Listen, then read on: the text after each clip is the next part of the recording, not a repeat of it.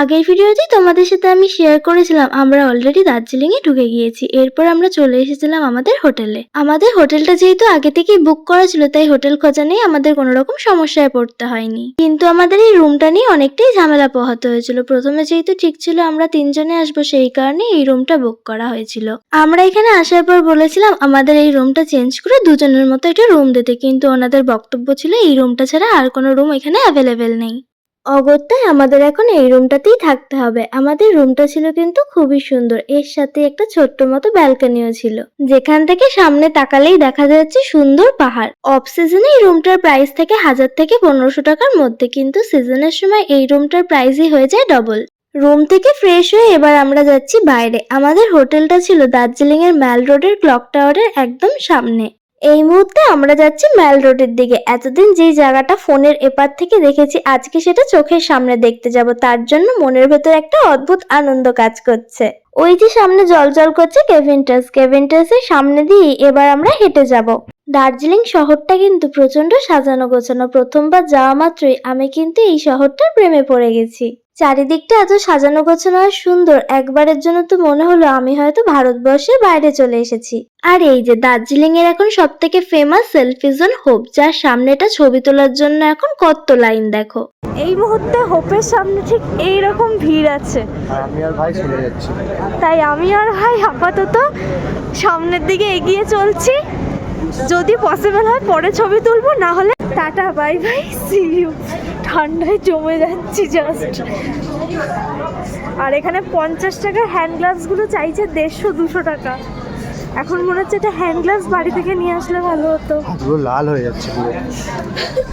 আজকে হচ্ছে 8ই ডিসেম্বর, আমি আছি দার্জিলিং। ম্যাল রোডে আসা মাত্রই দেখলাম এখানে চলছে একটা প্রোগ্রাম, তাই এখানে প্রচন্ড মানুষের সমাগম। তাই আমরাও এখানে দাঁড়িয়ে খানিকক্ষণ একটু প্রোগ্রাম দেখে নিচ্ছিলাম। গানের ভাষা তো আমরা কিছুই বুঝতে পারছিলাম না, শুধুমাত্র সুর আর তালই আমরা দাঁড়িয়ে দাঁড়িয়ে শুনছিলাম। এরপর আশেপাশটা একটু ভালো মতো ঘুরে দেখছিলাম। ওই যে দূরে চিকচিক করছে লাইটগুলো, দেখতে কি সুন্দর লাগছে তাই না?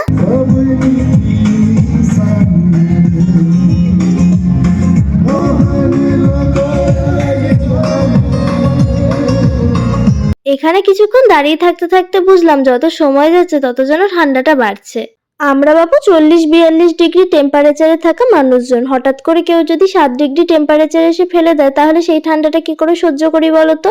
অবশেষে এই ঠান্ডা সহ্য করতে না পেরে আমি আর ভাই চললাম গ্লাভস কিনতে। আমার গ্লাভসটার দাম নিয়েছিল 100 টাকা, ভাইয়ের গ্লাভসটার দাম নিয়েছিল 120 টাকা।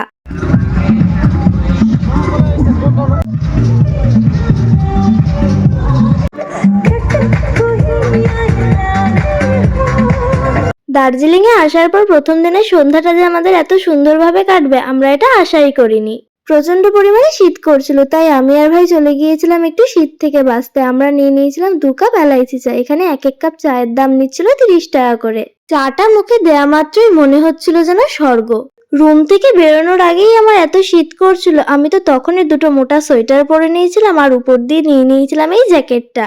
আগেই বুঝতে পেরেছিলাম জিন্সেও ঠান্ডা মানবে না, তাই জিন্সের তলায় পরে নিয়েছিলাম একটা লেগিংস। আশেপাশের মানুষজন এতটাই এনজয় করছিল, রাত যে বাড়ছে সেটা তো আমাদের খেয়ালই ছিল না। আজকে রাতের খাওয়া দাওয়াটা তাড়াতাড়ি সেরে ঘুমিয়ে পড়তে হবে, কারণ কালকে তো আবার সকাল সকাল উঠতে হবে। আমরা যেই হোটেলে খাওয়া দাওয়া করতে এসেছিলাম সেই হোটেলে টয়লেটে যাওয়ার রাস্তাটা দেখে আমার তো এক প্রকার মাথা ঘুরে গিয়েছিল। কালকে সকাল হলেই যাবো আরো নতুন নতুন জায়গায়, সেখানে তোমাদেরকেও সাথে করে নিয়ে যাবো। ততক্ষণের জন্য টাটা বাই বাই। তোমাদের সাথে দেখা হবে নতুন একটা ভিডিওতে খুব তাড়াতাড়ি।